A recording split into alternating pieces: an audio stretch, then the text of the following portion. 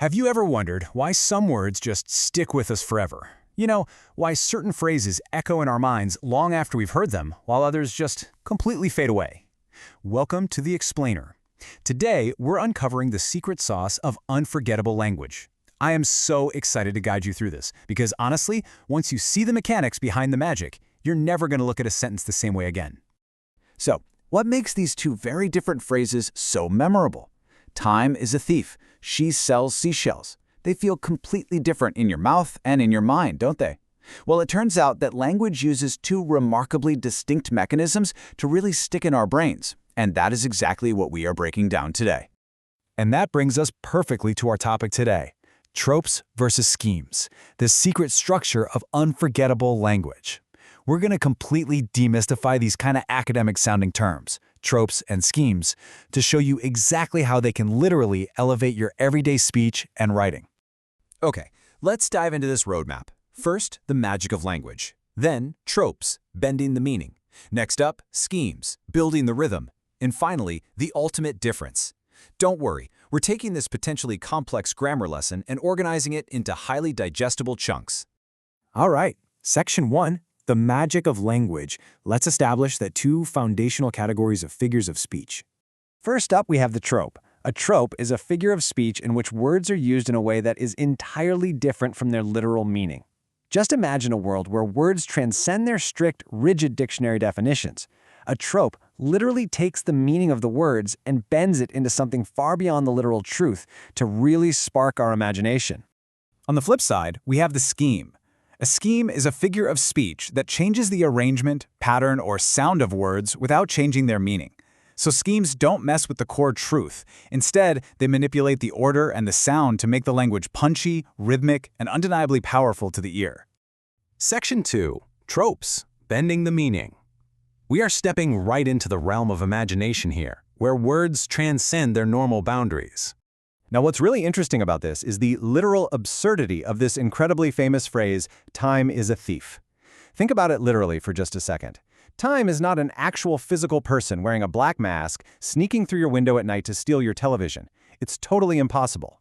But that literal impossibility transforms into a deep, universal emotional truth. Time takes away our youth, our opportunities, and our precious moments, exactly like a thief takes valuables. By using a trope to change the core meaning of the words, the phrase becomes far more evocative and gut-wrenching than simply stating the boring fact that, well, time passes. Let's look at the most common tropes you'll encounter. Metaphors declare directly that A is B. Life is a journey. The classroom was a zoo. Her voice is music. Or knowledge is power.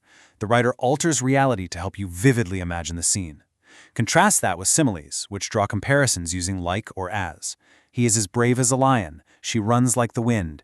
The baby slept like a log. And her eyes shine like stars. Both of these tropes bend meaning, but metaphors make a direct equation, while similes draw a comparison. Here's another fantastic one. I'm so hungry I could eat a horse. Again, let's picture the literal translation here. Nobody is literally sitting down at a dining table with a giant knife and fork to eat an entire horse. The intentional, massive exaggeration creates the dramatic emphasis we need to express exactly how we feel. That leads us perfectly into two more amazing tropes. First is personification, giving human traits to non-human things. The wind whispered, flowers danced, the sun smiled, or opportunity knocked on the door. The wind obviously doesn't actually have vocal cords to whisper. Second is hyperbole, intentional exaggeration, saying you could eat a horse, or I've told you 1,000 times, your bag weighs a ton, or you've waited forever. You haven't actually waited forever, but it hits the emotional bullseye perfectly without needing to be literally true. So why do we use tropes? Well, they are absolutely essential to create vivid images, express complex emotions, make abstract ideas easier to understand, and honestly, just make writing a whole lot more interesting. Writers rely heavily on tropes to bypass our logical brains and connect directly and emotionally with their audience. Section 3. Schemes, building the rhythm. Let's move to and see how this builds. We are pivoting sharply from meaning to mechanics here. Read this one out loud with me right now. Peter Piper picked peppers. Notice anything? The literal meaning here hasn't changed at all. A guy named Peter simply picked some peppers. But the structural sound of the words, that percussive rhythm, makes it incredibly, undeniably memorable. Let's break down these brilliant sound-based schemes. First up is alliteration, repeating the beginning consonant. Notice the repeating P sound in Peter Piper Picked Peppers, the B in Big Brown Bear, and the W in Wild Wind's Whistle. Next is assonance, which repeats the vowels, like the echoing A sounds in The Rain in Spain, the O in Go Slow, and the I in Try to Light the Fire. Finally, consonance is the repetition of consonant sounds anywhere in the words, like the clicking T's in Pitter Patter and Tick Tock, or the P's in The Lumpy Bumpy Road. But schemes aren't just about the micro sounds. They're about the grand arrangement too. We shall fight on the beaches, we shall fight on the landing grounds, we shall fight in the fields. This famous example of an aphora shows how repeating the exact same phrase at the beginning of each clause creates immense rhythm, building momentum, and bringing undeniable gravitas and emphasis to the speech. We can play with structure in other fascinating ways too. Epistrophe is when you repeat words at the end of the phrase. See no evil, hear no evil, speak no evil. See how that firmly anchors the ending to strengthen the overall message? Then there's parallelism, which uses matching grammatical structure. Easy come, easy go. Or reading makes us wiser, writing makes us clear. This balances a sentence perfectly, making it beautifully symmetric and incredibly easy for the brain to file away and remember. Now check out this striking, historic example. Ask not what your country can do for you, ask what you can do for your country. This device is called chiasmus. It repeats ideas but brilliantly flips them in reverse order. It's a structural trick that elevates a really good sentence into an absolutely legendary, generation-defining quote. And this brilliantly illustrates our final scheme, antithesis. This is when you place completely opposite ideas within a perfectly balanced structure. Speech is silver, silence is golden. To err is human, to forgive is divine. Many are called, but few are chosen.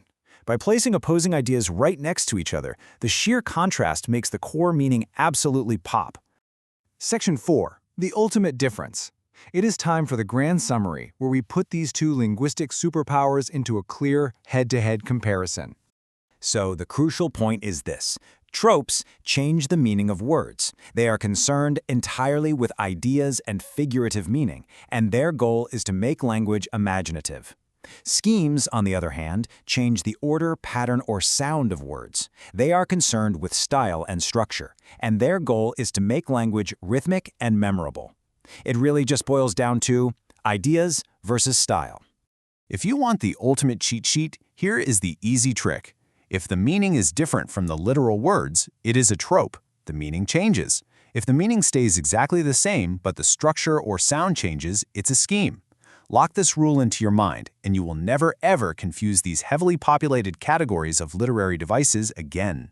And that leaves us with one final, very powerful question for you to ponder.